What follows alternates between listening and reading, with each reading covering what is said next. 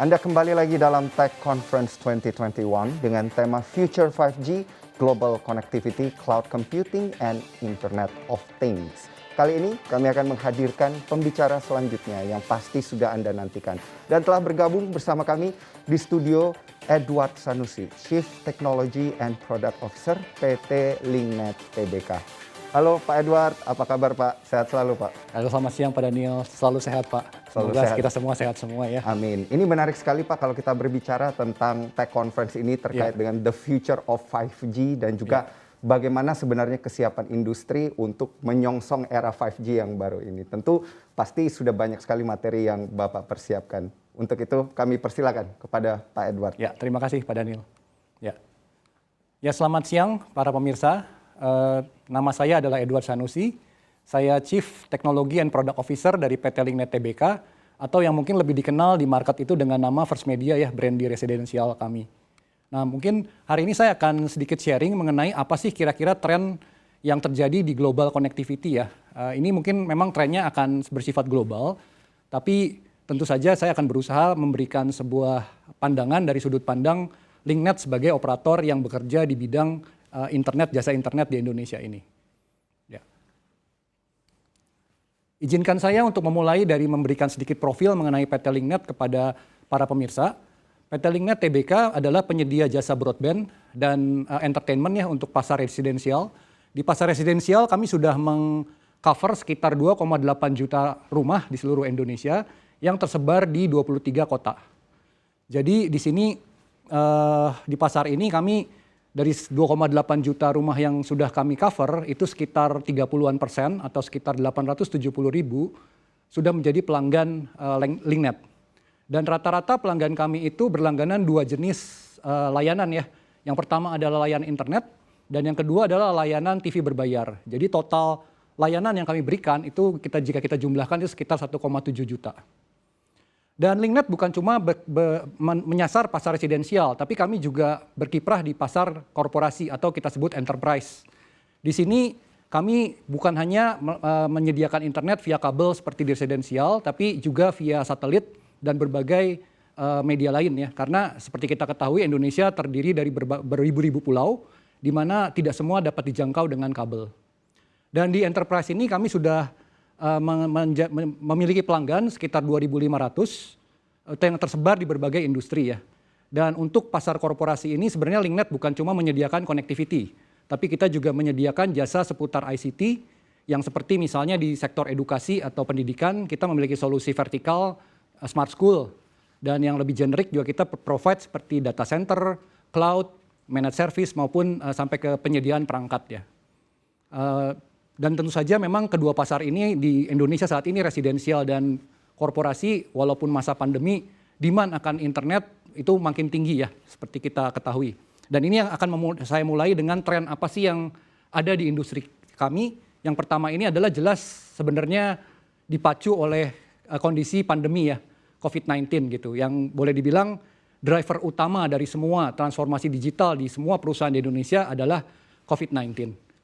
Nah, tren pertama ini sebenarnya yang pertama dan utama kalau menurut saya ya, karena ini adalah sentral dari semua yang terjadi belakangan ya di industri kami, yaitu digital dan home. Ada dua kata kuncinya.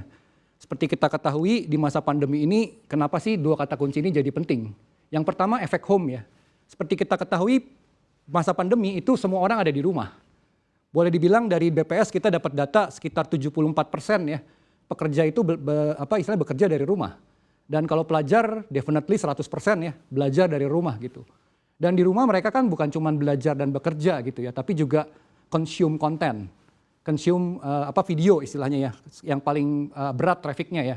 Jadi boleh dibilang dari data We Are Social 2021 kita dapat data bahwa nyaris 99% pengguna internet itu pasti mengakses video.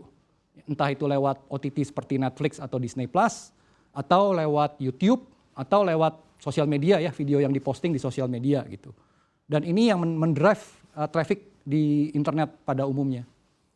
Nah, impact-nya kepada Linknet atau operator lain sebenarnya apa sih? Tentu saja demand ini meledak ya di tahun 2020.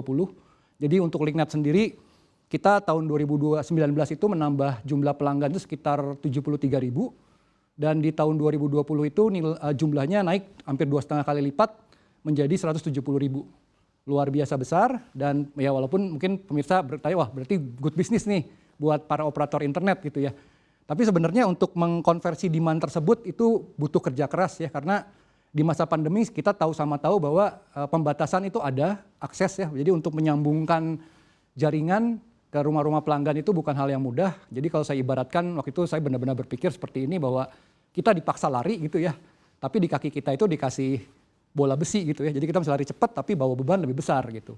Ya untungnya adalah memang seluruh tim, dan saya rasa ini bukan hanya di Linknet tapi di seluruh operator itu di masa pandemi ini benar-benar untuk memaksimalkan jaringan itu benar-benar yang menurut saya ibaratnya mungkin selain dari para rekan-rekan medis yang jelas adalah pahlawan, mereka juga pahlawan ya buat menghadirkan internet sampai ke rumah gitu.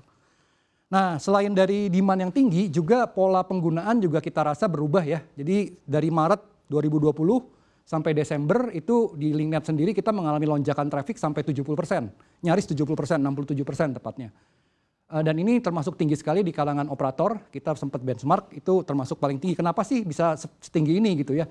Yang pertama ledakannya ada di penggunaan video, karena video itu suka tidak suka mungkin 70-80% traffic ada di sana.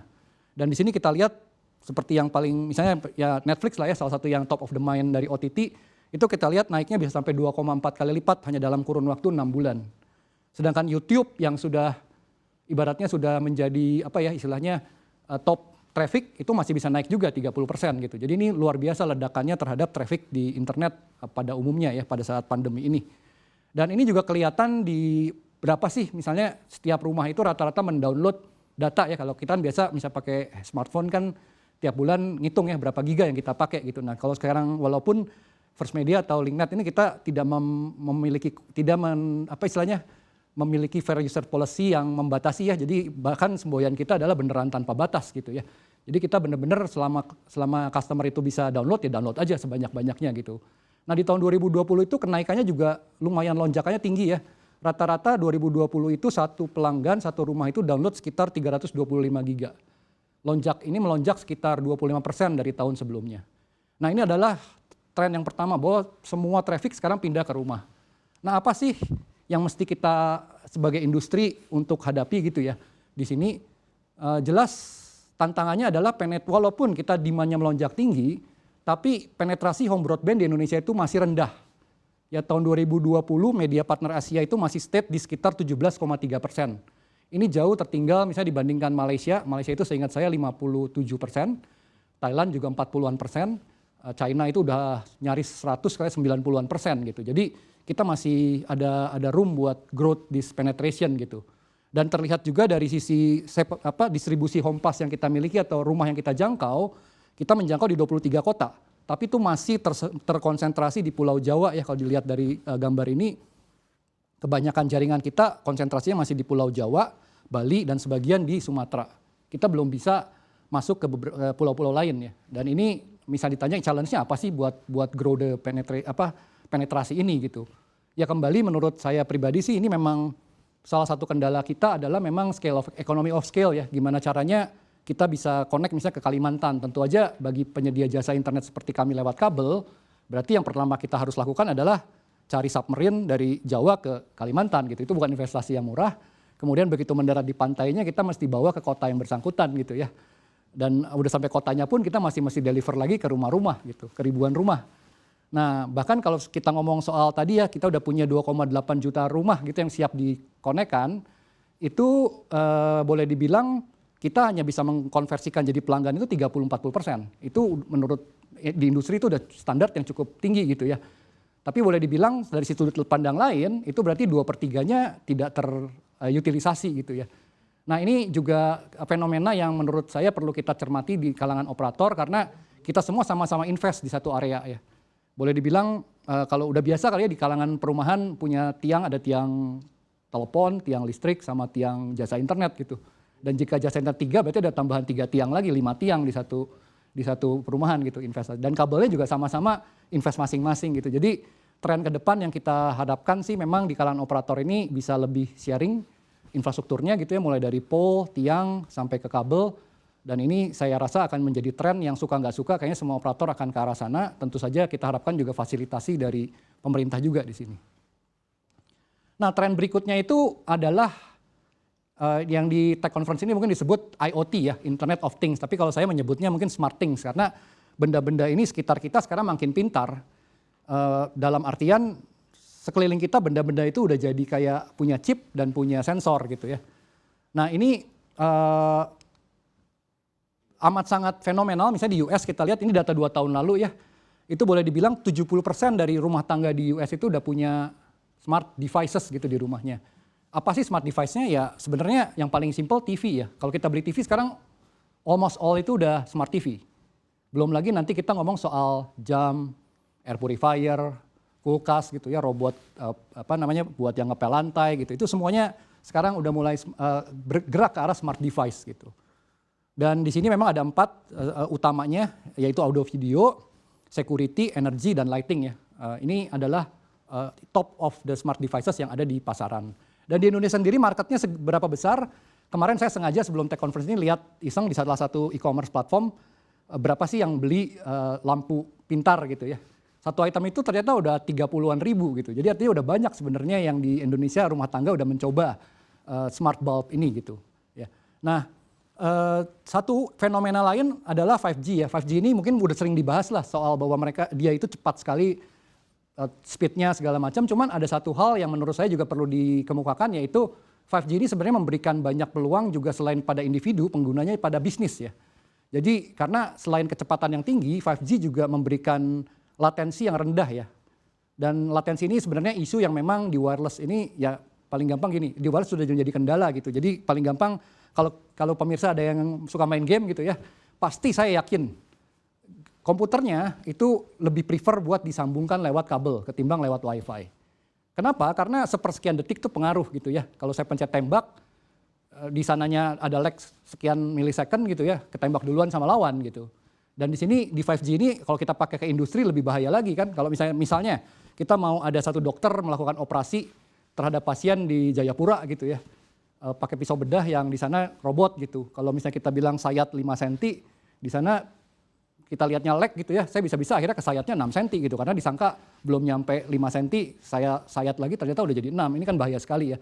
Nah dengan 5G ini bisa jadi jawaban gitu ya. Jadi solusi-solusi seperti bisa nggak mobil tanpa supir gitu? Ya bisa aja karena latensinya udah rendah gitu. Ini saya yakin akan semakin memperbanyak device-device yang smart di sekitar kita. Nah lantas buat operator seperti Linknet apa sih yang mesti dihadapin dari sini ya? Satu adalah di rumah sendiri ya. Di rumah itu kita masih sadar bahwa sekarang bukan cuma devices yang connect itu bukan cuma laptop, bukan cuma komputer, bukan cuma handphone. Tapi ini saya screenshot juga di rumah saya kemarin, itu ada bermacam-macam devices gitu. Nah ini satu, apa sih impactnya gitu ya. Satu bahwa demand akan bahwa rumah itu harus seluruhnya terkonek wifi. Karena alat-alat ini kan nggak mungkin pakai kabel ya, masa kita konekkan jam tangan kabel gitu ya, nggak mungkin kan smartwatch gitu. Jadi suka nggak suka kita mesti cover seluruh bagian dari rumah. Ini adalah tantangan buat semua operator sih menurut saya ya, bahwa sekarang kita masih memperhatikan home network gitu. Dan di sini kami sudah beberapa tahun spend waktu di sini, kita dulu come out dengan extender wifi yang sifatnya lewat power line ya. Cuman kita nggak puas, jadi kita sekarang kembangkan yang teknologinya smart wifi-nya lewat mesh teknologi yang kita sebut super wifi. Dan di sini sebenarnya harapannya memang bukan cuma jangkauan yang lebih jauh gitu ya, koneksi device yang lebih banyak, tapi juga ke depannya akan jadi kontrol. Jadi bukan cuma koneksi, tapi ke depan misalnya kita pengen supaya misalnya ya yang paling aplikasi yang paling mudah mungkin anak-anak kita sekarang kan punya anak dan kita ingin mereka digitally sehat gitu ya, nggak mereka dibatasin waktu segala macam. Nah ini kita pengen ke arah sana sebenarnya. Semua operator kayaknya mesti berjalan ke arah situ, di mana home network itu bukan sekedar connectivity, tapi juga manajemen, security, dan parental control. Dan di sini kita menjawabnya dengan provide layanan yang sifatnya kita sebut super wifi ini. Nah yang kedua juga fenomena yang menarik dari sisi smart devices ini adalah, kalau dulu itu kebanyakan untuk kontrol smart device itu kita pakai aplikasi ya, lewat handphone gitu. Nah belakangan ini ternyata trennya udah berubah ya. Jadi kalau di US itu, karena ya mereka bahasa Inggris ya, jadi mereka udah bisa dengan 1 dari 4 itu udah using voice ya, lewat Google atau Alexa, Amazon. smart speakernya. Nah, dan ini kita juga berusaha adopsi ya. Jadi kalau pemirsa kebetulan pelanggan LinkNet, semua set-top box kita yang udah smart gitu ya, itu kita selalu membenamkan mic di remote-nya. Tujuannya apa? Tujuannya supaya kita bisa menggunakan voice activation ini buat memanage set-top box, dan kedepannya tentu pengennya memanage smart devices yang ada di rumah. Ya. Nah, mengenai smart device sendiri, kita juga berusaha ambil pasar itu dengan cara memberikan yang namanya First Living. Ini adalah solusi smart solution dari LinkNet yang kita sengaja kemas dengan approach yang sedikit berbeda. Karena kita lihat belakangan dorongan buat punya smart home itu bukan lagi security aja gitu ya. Kalau dulu kan di drive security, CCTV, baby monitor gitu ya. Kalau sekarang convenience. Jadi misalnya saya pulang ke rumah gitu ya, saya biasanya pengen nonton misalnya nonton CNBC Indonesia ini gitu ya, saya pastikan mesti nyalain TV, nyalain set-top box saya, dan mungkin saya mesti nyalain speaker gitu ya.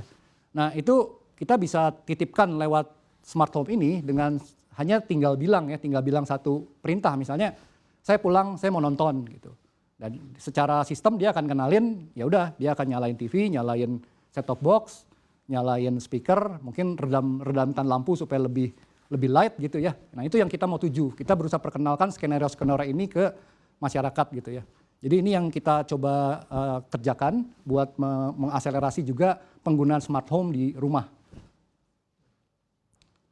Nah tren berikutnya itu mengenai konten ya. Jadi kalau kita langganan internet itu bukan semata-mata koneksi ya.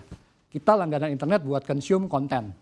Konten tetap adalah king ya. Jadi kita nonton ataupun apapun di internet ini sebenarnya it's consuming about content consumption.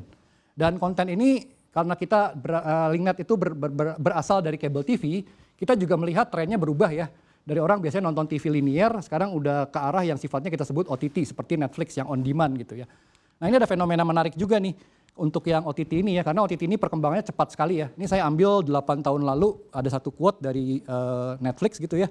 Dia bilang goalnya itu adalah mereka ingin menjadi HBO sebelum HBO menjadi Netflix gitu. Karena HBO dulu produce konten, ya Netflix enggak. Jadi waktu itu Netflix pertama kali bikin konten, kalau saya nggak salah House of Cards sequelnya, itu di tahun 2013.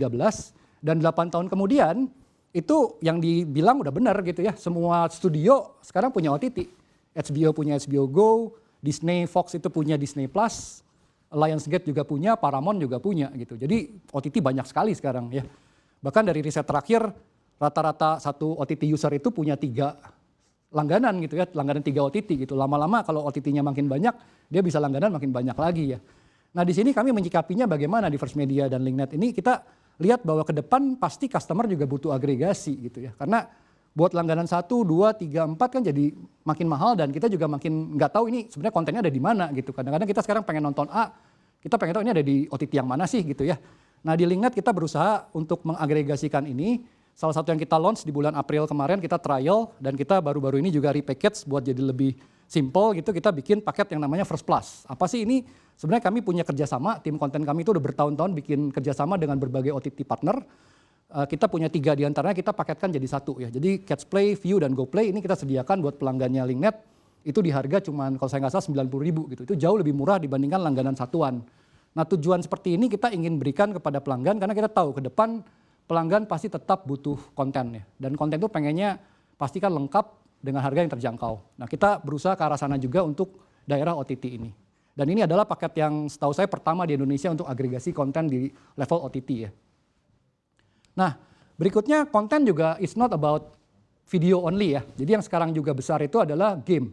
Game itu luar biasa perkembangannya. Turnamen Dota tahun 2019 sebelum COVID itu hadiahnya itu satu turnamen $35 juta ya. Itu sebagai gambaran kemarin US Open tenis US Grand Slam gitu ya, itu hadiahnya 50 juta gitu. Jadi udah nggak jauh beda antara turnamen e-sport dengan turnamen olahraga beneran ya, sport beneran gitu. Nah kita juga ingin berkiprah di sini ya, dan sebagai apa istilahnya, walaupun kita penyedia jasa internet, kita ngerasa bahwa konten ini juga penting nih ke depannya. Nah apa sih yang dilakukan oleh LinkNet First Media di sini? Yang pertama kita create satu channel khusus yang hanya siaran tentang e-sport, kita sebut First Warrior. Yang kedua kita juga berusaha menggalakkan e-sport ini di Indonesia lewat turnamen ya. Jadi kita kenalkan yang namanya First Warrior Turnamen. Bahkan lebih dari itu, kita juga bentuk tim sendiri ya. Kita jadi bikin tim profesional, kita hire, kita tunjuk coachnya untuk berkiprah di kompetisi itu ya. Kita jadi namanya First Rider, dan walaupun usianya masih balita gitu ya, tapi tahun lalu mereka bisa mewakili Indonesia ya, lolos dari Indonesia, mewakili Indonesia 1 dari 2 untuk berkiprah di Free Fire World Tournament di Singapura gitu ya. Jadi ini kita cukup serius di konten ini. Dan selain dari ini juga menggabungkan dengan sebelum yang saya ceritakan soal smart box, kita juga berusaha box kita itu pengennya lebih pintar gitu ya. Kita adalah operator pertama yang bikin Android Certified Google pertama di Indonesia, dan kita terus akan berkiprah di sana bikin supaya box kita itu lebih pintar buat menghadirkan konten dan feature-feature kepada pelanggan ya. Nah ini tren yang terakhir juga merupakan topik dari conference CNBC Tech Conference ini adalah cloud computing ya. Cloud computing ini mungkin saya akan mulai dari contoh kenapa sih orang beralih ke cloud gitu ya kalau dari perusahaan. Menurut saya sih semua perusahaan pada akhirnya akan menggunakan cloud karena benefit yang ditawarkan itu benar-benar boleh dibilang menggoda gitu ya. Ini saya contohkan misalnya saya IT departemen, saya tiap bulan itu kirim sekitar 100.000 email gitu ya.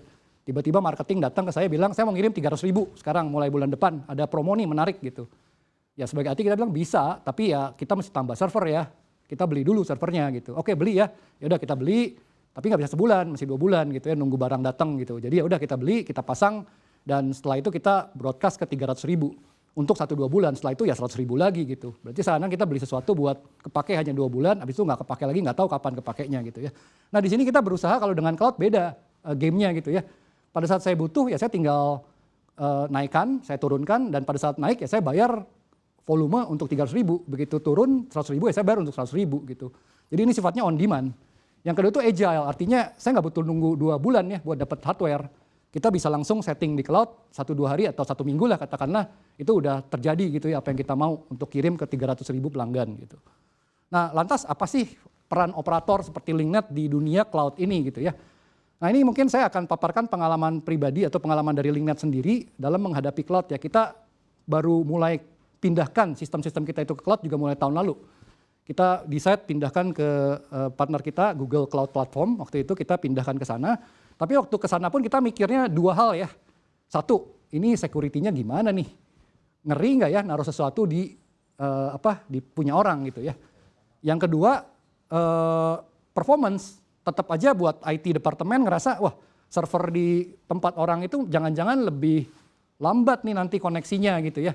Nah, yang kita lakukan apa? Yang kita lakukan adalah kita create partnership sih saat itu sama Google buat create langsung koneksi fisik kabel dari data centernya LinkNet itu ke data center yang dipakai oleh Google yang saya nggak bisa sebutin di mana.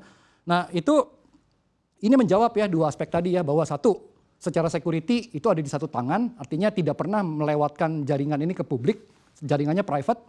Yang kedua, performance juga kita bisa atur ya, karena ujung ke ujung itu jaringan LinkNet gitu. Dan ini yang coba kita tawarkan kepada para pelanggan korporasi kita ya, bahwa jika mereka langganan connectivity via LinkNet, mau pakai cloud itu sebenarnya buat mereka pun sama. Dari data centernya mereka sampai cloud itu sebenarnya satu jaringan. Jadi kalau ada aspek security, aspek performance itu semua di tangan satu provider. Ya, jadi ibaratnya kalau mau optimize, mau apa itu lebih mudah gitu. Ya, ini memang adalah peran industri seperti kami di area cloud computing ini. Nah yang terakhir, ini slide saya yang terakhir ini lebih ke arah melihat masa depan ISP ya, atau Internet Service Provider itu sebenarnya seperti apa gitu ya. Selama ini kan dikenal kita itu infrastruktur company, gelar kabel, gelar jaringan, entah itu telekomunikasi, wireless ataupun kabel ya, kita gelar jaringan gitu. Nah ini kita akan ke sana, memang ada arahan yang sebenarnya baru ya. Jadi ibaratnya konten konten kita itu sekarang kita akan menjadi distribusi konten gitu. Jadi bukan cuma sekedar nyediain, kalau ibaratnya kalau saya asumsikan di e-commerce gitu ya, kita bukan cuma sekedar sediakan jalan, tapi kurirnya juga kita yang sediakan gitu. Ya.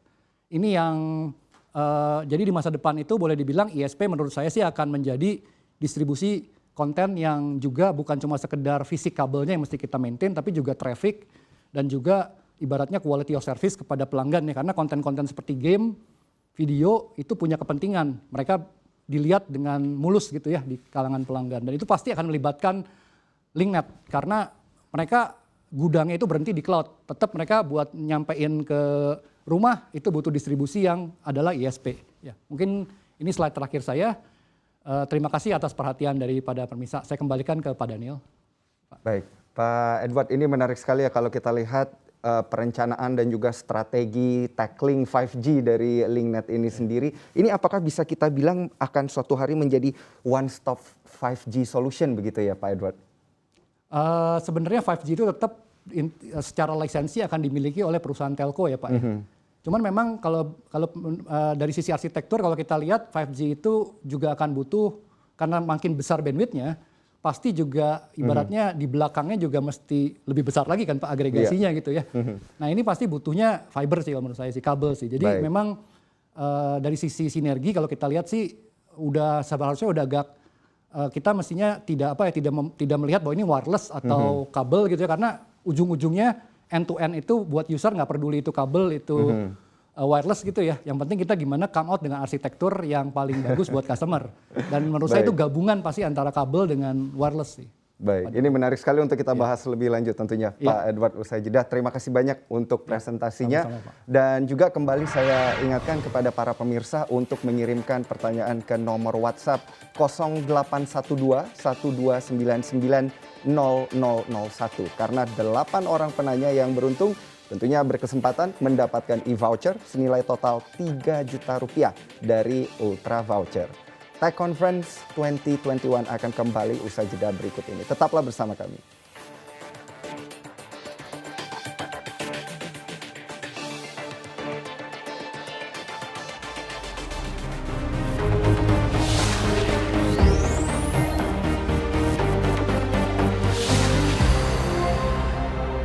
Jangan lupa untuk install aplikasi CNBC Indonesia di App Store dan juga di Play Store untuk terus mengikuti informasi dan berita terkini terkait ekonomi dan juga bisnis.